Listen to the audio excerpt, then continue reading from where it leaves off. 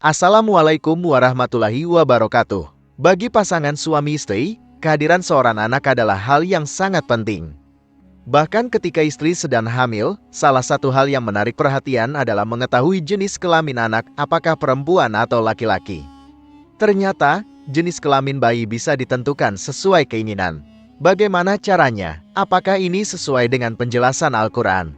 Tonton video ini hingga akhir. Sperma suamilah yang menentukan jenis kelamin anak.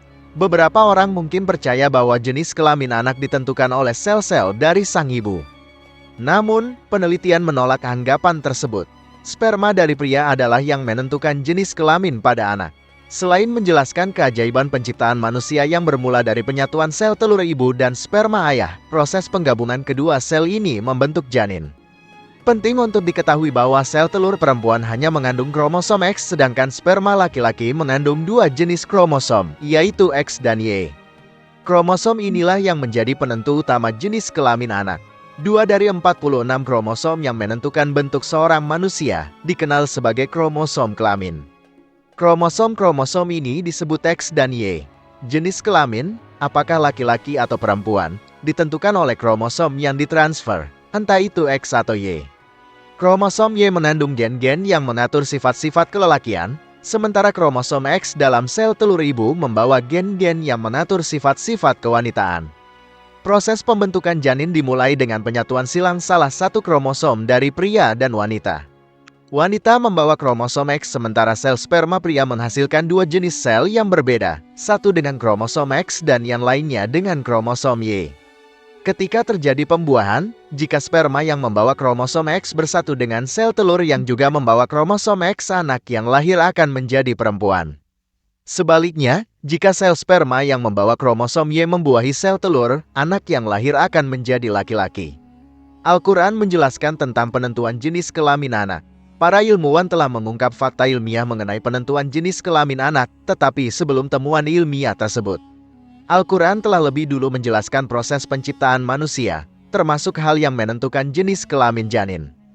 Temuan ilmiah ini sejalan dengan apa yang dijelaskan dalam Al-Quran. Allah Subhanahu wa Ta'ala berfirman, "Bukankah dia dahulu setetes mani yang ditumpahkan ke dalam rahim, kemudian mani itu menjadi segumpal darah.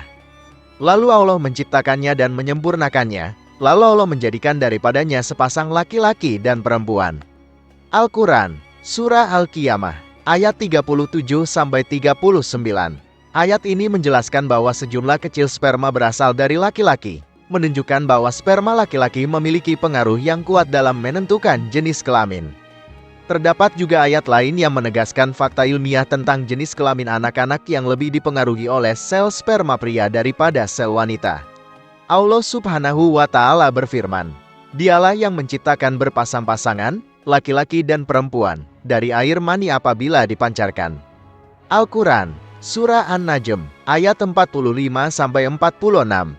Dalam beberapa budaya, melahirkan bayi perempuan dianggap sebagai aib dan memalukan bagi keluarga, sering kali menimbulkan kesalahan pada ibu. Sebaliknya, kelahiran anak laki-laki dianggap sebagai kehormatan dan kebanggaan. Namun, sebenarnya, tanggung jawab penentuan jenis kelamin bayi justru terletak pada pihak ayah. Terlepas dari itu, Allah yang Maha Besar, yang menentukan makhluk ciptaannya. Allah Subhanahu wa Ta'ala berfirman, "Dan dialah yang mengetahui apa-apa yang berada di dalam rahim." Al-Quran, Surah Luqman, ayat 34. Nah, sahabat beriman, proses pembuahan sampai penentuan jenis kelamin sudah dijelaskan di dalam Al-Quran. Hal itu pun sejalan fakta ilmiah. Informasi tersebut mengindikasikan bahwa manusia harus mempelajari tentang dirinya sendiri dan bagaimana ia diciptakan. Allah Subhanahu wa Ta'ala berfirman, "Bacalah dengan menyebut nama Tuhanmu yang menciptakan. Dia telah menciptakan manusia dari segumpal darah." Al-Quran, Surah Al-Alaq, ayat 1-20. Demikian pembahasan kali ini, semoga bisa bermanfaat untuk kita semua. Amin ya Rabbal Alamin. Jika kamu memiliki pendapat terkait pembahasan kali ini, tulis pendapat kamu di kolom komentar di bawah ya. Terima kasih telah menonton video ini. Jika kamu menyukai konten ini, jangan lupa untuk like, share, dan subscribe ya. Terima kasih dan sampai jumpa dalam video berikutnya.